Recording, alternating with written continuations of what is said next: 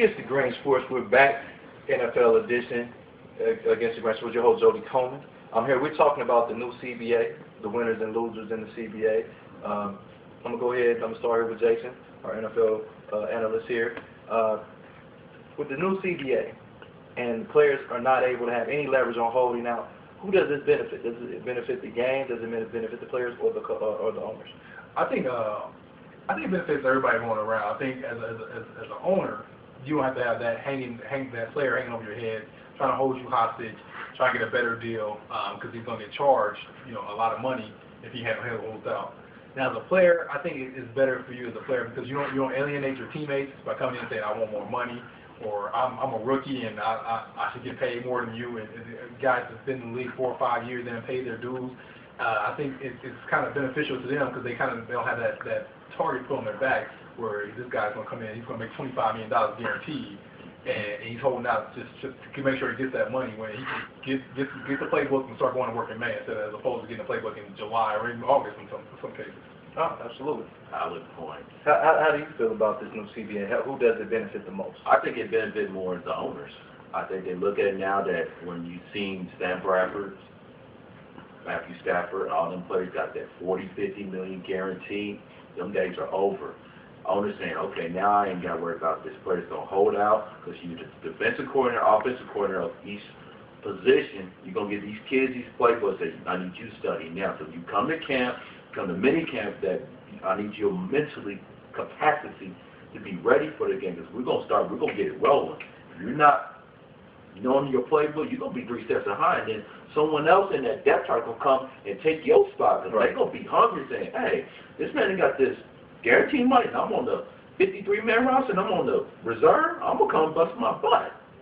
Well, I'm gonna go. Like I said, I'm gonna go with the play. I'm gonna go with the fans. I'm sorry, the fans, because now we don't have to watch this day 27 of so and so holding out.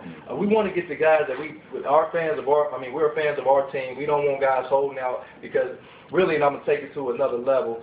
There's a lot of people out here that don't have work, and when y'all crying about making from $6 million to $8 million, as a fan, that really turns us off because most fans are blue-collar Americans, and we don't want to hear how much money that you're not making when we're sitting up here struggling to make ends meet. So I'm going to go with the fans as being the biggest winner. But let's go ahead and change the gears a little bit. We're going to talk a little bit about what you were saying. We're going to talk about this rookie salary cap. How does that affect the league at this point? I love it. I love it because of number one, you could not guarantee all that money, and then we see a 4-year, $25, $23 million range.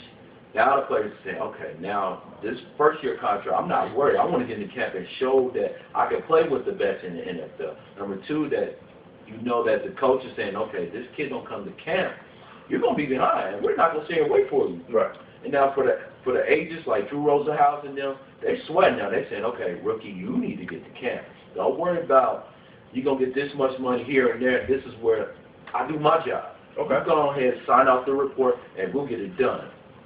Okay. I agree. I think with the cap, I think there's no more Jamarcus Russell. You don't see Jamarcus Russell making more than Peyton Manning. You don't see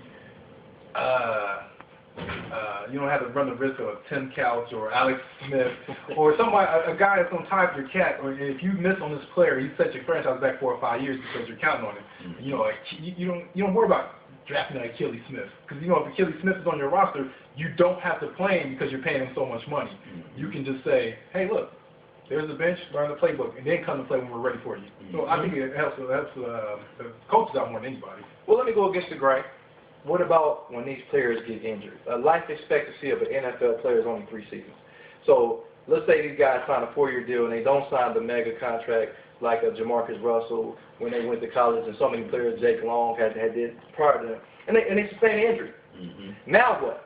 The guy is maybe 24 years old, sometimes didn't even finish college, and now because due to injury, his career is over, and he has nothing to fall back on. So how does that affect anybody in the way that they do their signing, because now they know that they're not getting that guaranteed money up front? Well, I think the money, it's not that the money's not, they're not getting a huge signing bonus guaranteed. I think a lot of if you look at some of the contracts that are being done right now, a lot of these contracts are guaranteed. If you look at Adrian Claiborne, the guy who just signed with Tampa Bay, his whole contract is guaranteed for $8.2 million. And even Cam Newton, he got a lot of guaranteed money up front. I mean, his salary is, I mean, the whole contract is $22 million itself, but a lot of his money is guaranteed up front. So you're still getting paid guaranteed money, and which is where a lot of people make the money anyway, is the guaranteed money, the signing bonus. But I mean, it's just, you don't have to worry about this guy, you know, handcuffing your cap with $40 or $50 million, especially if he doesn't pay him out. True. I think it's more is the structure of the team's salary caps now, especially that where Roger Goodell bumped up to $120 million. And I think your mid-owners from Cleveland on up, now they can say, okay, we got the flexibility. We can play with the Redskins, the Cowboys. We can go out and flex our flexibility and spend more of a quality talent so we can bring to our team so we can help not only for the city, but for the fan base to let them know that we are going to put a winning product out here.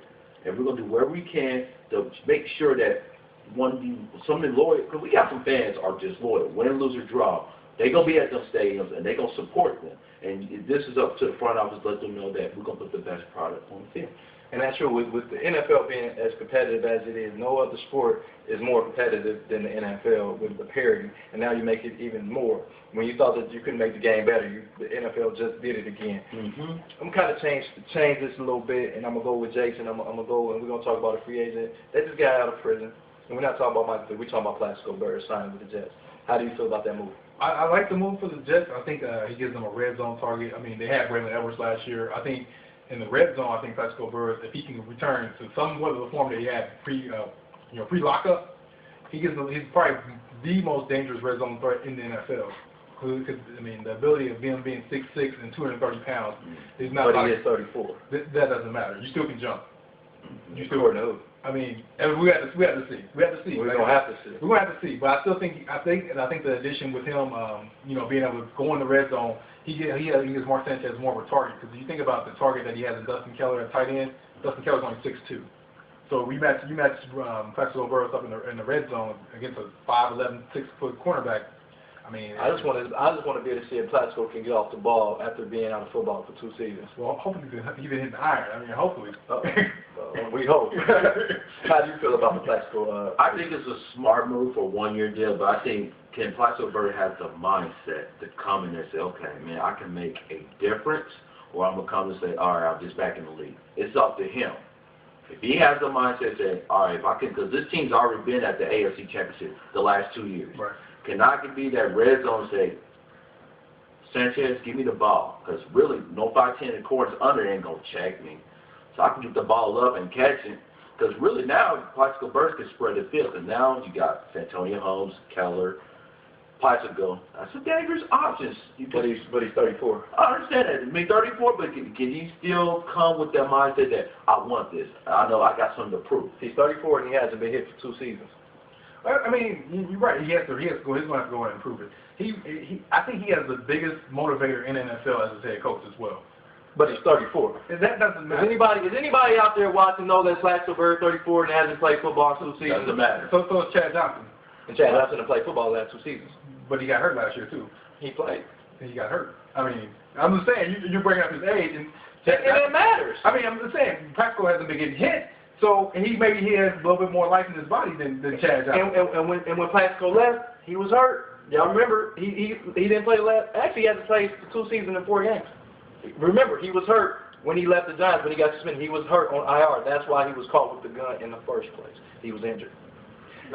Against the Grain Sports, we're going to talk about this more. We're just getting back to the action. I want all y'all to come check it out. Put your comments, like, whatever it is. Let us know what's going on. I'm your host, Jody Coleman. We got Jason Coleman. We got Byron Parker. Against the Grain Sports. Check us out.